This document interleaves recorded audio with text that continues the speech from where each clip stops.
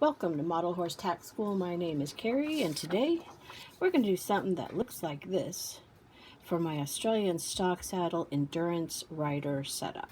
Okay, so I'll talk about materials real quick. Pretty simple. I was counting it out, and I need, obviously, a jump ring in the middle. I need 2 D-rings, one on either side, for whatever leather lace this is, which I'm going to use about 1/4 inch. So I'm using 1/4 inch D-rings. I'm going to need hooks for the tugs. I'm actually going to do 2 tugs. So I'm going to do one to the saddle and one to the D-ring on the saddle. So I'll need 4 of those, 2 on either side. And then underneath, down here, instead of a buckle like this, I'm going to do a standard. So this is going to go all the way under, and then I'll do a hook, a buckle, and I need a jump ring for the hook. So that's my hardware. And then as far as materials, I went ahead and made myself some brown leather lace in 1/4 inch, and I've already cut it to size. So I have my 2 like that. And then I'm going to do the tugs in my pink skinny ribbon. And I'm also going to run a line down for the middle to give it a little bit of pizzazz. First up, we're going to glue. I'm going to glue 2 of these to the center, and that's the side ones.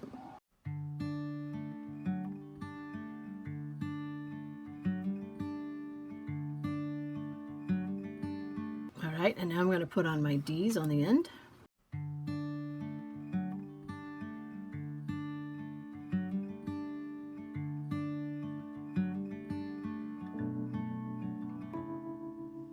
Next up, so I'm going to take and I'm going to glue that right in the center.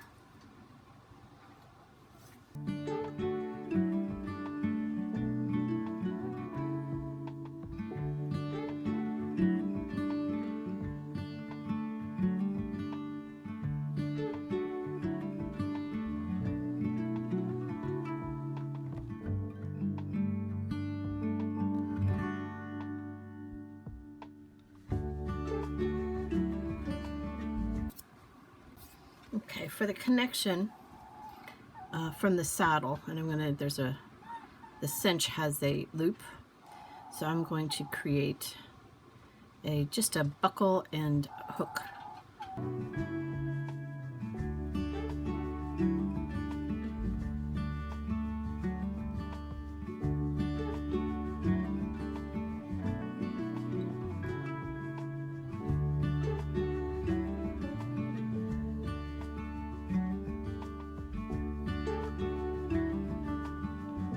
And I'll set that aside to dry. For this piece here, I'm going to down the center, but I'm going to have a much longer piece that'll buckle into that buckle piece I just made.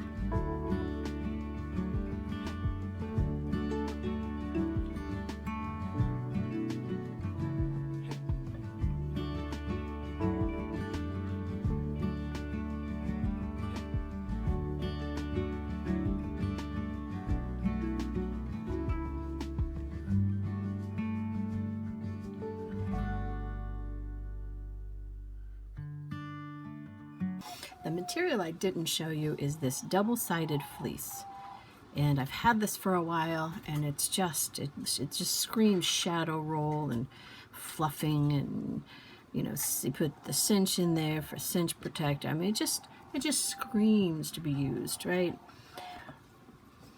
I have estimated that if I roll this on this side and roll this on that side, I can put this on there and have enough on either side to get the look I'm going for.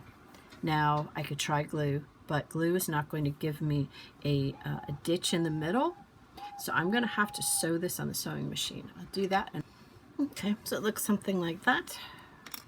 And now we're going to check the picture. And it looks like our D's go right on there, like that. And so I'm going to go right there. Now it doesn't extend past here, right? So that is where I would cut it.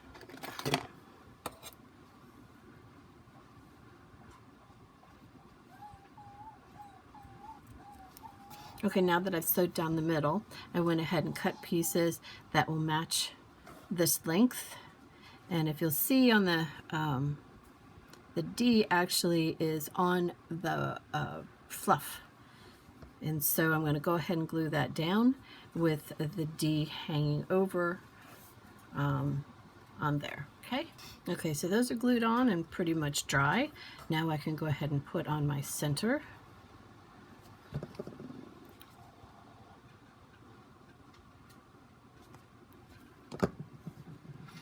One 1,000, 2, 1,000, 3, 1,000, 4, 1,000, 5, 1,000. And then we're going to put this on it, or cut it, so it goes from there down to here. In fact, I might glue it before I cut it just to make sure it's on there right.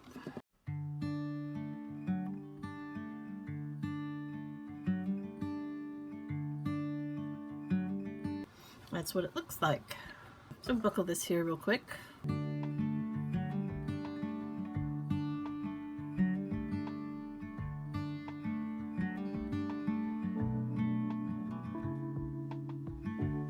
Next thing I need to do is make my 2 tugs.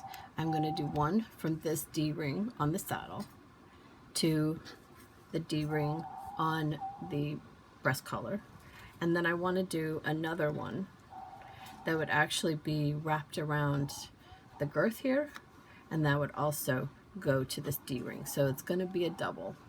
Okay, so I have them semi-tacked up so you can kind of see how I would measure this. Because every horse would probably be different, and I'm not giving exact measurements because I don't actually measure exact. So I would put this here, and then that's going to be like that, right? So first thing I would do is I'm going to measure from the D to the D, and I would need about 3 of these. So 1, 2, 3. And I would need that twice because there's one on either side. So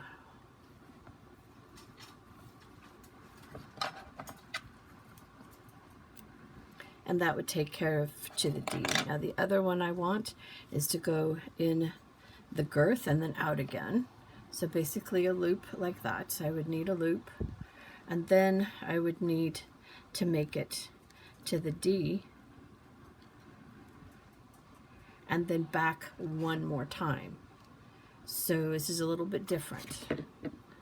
And then, because I always like to make sure I have enough, I'm going to go ahead and just double that length. I've put a buckle, glued a buckle onto each end of all of them, and then I have also secured the end from raveling by putting just a little bit of glue on both sides and letting that dry. Okay. The 2 shortest straps are going to go from D to D, and what you want to make sure when you create the strap is that the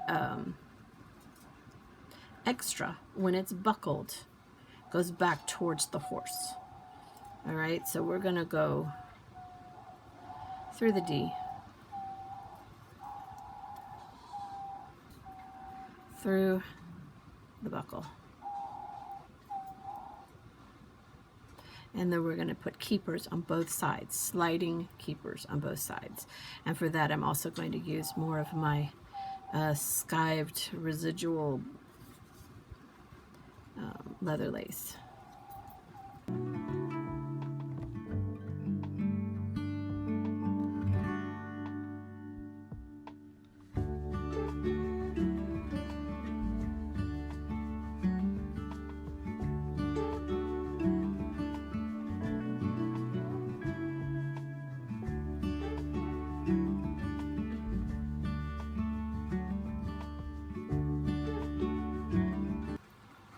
Okay, now and I'm going to do the same thing for the other side. Okay, for the other one, I'm going to do the same thing.